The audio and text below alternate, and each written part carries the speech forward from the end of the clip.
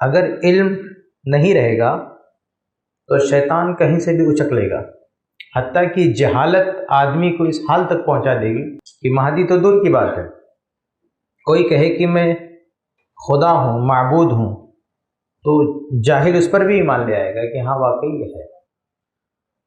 حدیث میں آتا ہے نا، دجال جب آئے گا تو کہے گا میں تمہارا رب ہوں، ربوبیت کا دعویٰ کرے گا، لوگ ماننے والے مل جائیں گے اس کو۔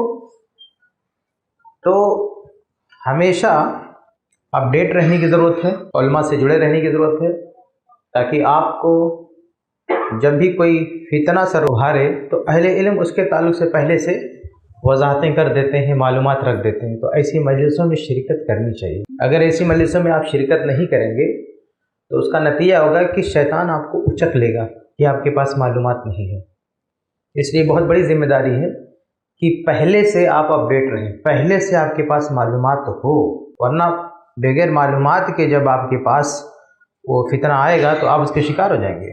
حدیث میں آتا ہے کہ دجال جب آئے گا تو ایک مومن سے اس کا سامنا ہو جائے گا تو مومن کہے گا کہ کیا تو فلاں کو مار کے زندہ کر سکتا ہے؟ تو دجال اس کو مار کے زندہ کر دے گا، اس کو مار کے زندہ کر دے گا۔ تو مومن کہے گا اب مجھے یقین ہو گیا تو واقعی دجال ہے، کیونکہ ہمارے نبی صلی اللہ علیہ وسلم نے فرمایا تھا کہ وہ مار کے زندہ کر دے گا۔ حالانکہ اگر جس کو یہ حدیث نہیں معلوم ہے، آپ سوچیں کتنا بڑا فتنہ ہو سکتا ہے۔ جس کو یہ حدیث نہیں معلوم ہے کہ دجال کو یہ پاور بھی ملے گا، جس کو یہ نہیں پتا ہے، اس کے سامنے اگر دجال نے کسی کو مار کے زندہ کر دیا، اب بولو اس جاہل کے لیے کتنا بڑا فتنہ ہے۔ وہ جاہل تو اس کو سب سے بڑی دلیل مان لے گا کہ بھائی یہ تو مار کے زندہ کر رہا ہے، یہ تو مار کے زندہ کر رہا ہے، اس سے بڑی دلیل کیا ہو سکتی ہے؟ یعنی یہ طاقت اس کے اندر اللہ تعالیٰ دے گا۔ اور قرآن میں ہے بھی نا کہ ابراہیم علیہ السلام جا رہے تھے، بادشاہ سے کا سامنا ہوا تو ابراہیم علیہ السلام نے کیا کہا کہ میرا رب وہ ہے جو مارتا ہے جلاتا ہے، یعنی رب کی یہ نشانی بتائی تھی کہ مارتا ہے جلاتا ہے۔ ابھی دجال مار کے جلانے لگے تو کہے گا اب کیا بچا بھائی، یہ تو دلیل دے دیا، ابراہیم علیہ السلام والی دلیل دے دیا اپنے رب ہونے کی، اب تو ایمان لے آتے ہیں آمنا۔ تو ایسے لوگ ایمان لے آئیں گے، یہ سب جاہل لوگ دجال کے فالوور بن جائیں گے۔ تو میرے بھائیوں، اگر جہالت ہے، علم نہیں ہے، تو کوئی بھی کیسا بھی دعویٰ کر کے آئے گا نا، آپ اس کے پیچھے دوڑنا شروع کر دیں گے۔ اس لیے علم سیکھو، علماء سے جڑو۔ علم کیا سیکھنا ہے یہ بھی علماء ہی بتائیں گے۔ بھائی کچھ علم تو ہے جو ہر دور کے لیے ہے، جیسے نماز ہے، روزہ ہے، عبادت کا معاملہ۔ کچھ فتنوں والا علم ہوتا ہے اور وہ ہر دور کے اعتبار سے اس کے تقاضے الگ ہوتے ہیں۔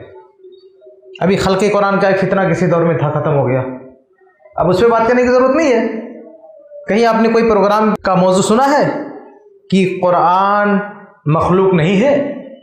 کبھی کسی نے تقریر کیا؟ نہیں، کیونکہ وہ فتنہ ختم ہو چکا، بات کرنے کی ضرورت نہیں ہے۔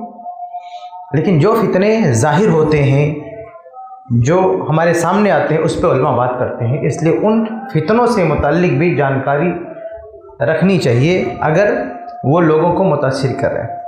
ٹھیک ہے، تو آئیے ہم آپ کے سامنے ذکر کرتے ہیں کہ امام مہدی،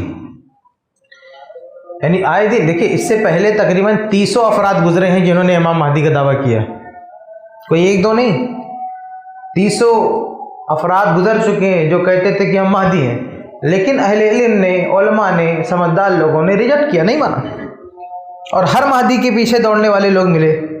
مہدی تو چھوٹا ٹائٹل ہے بنسبت نبی کے، یا غلام محمد قادیانی نے نبوت کا دعویٰ کر لیا، اس کے بھی فالوور مل گئے۔ یہ جہالت کا کرشمہ ہوتا ہے۔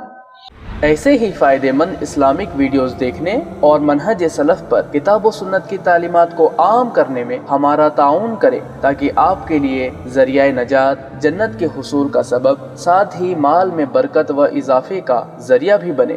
آمین۔ جزاک اللہ خیرن۔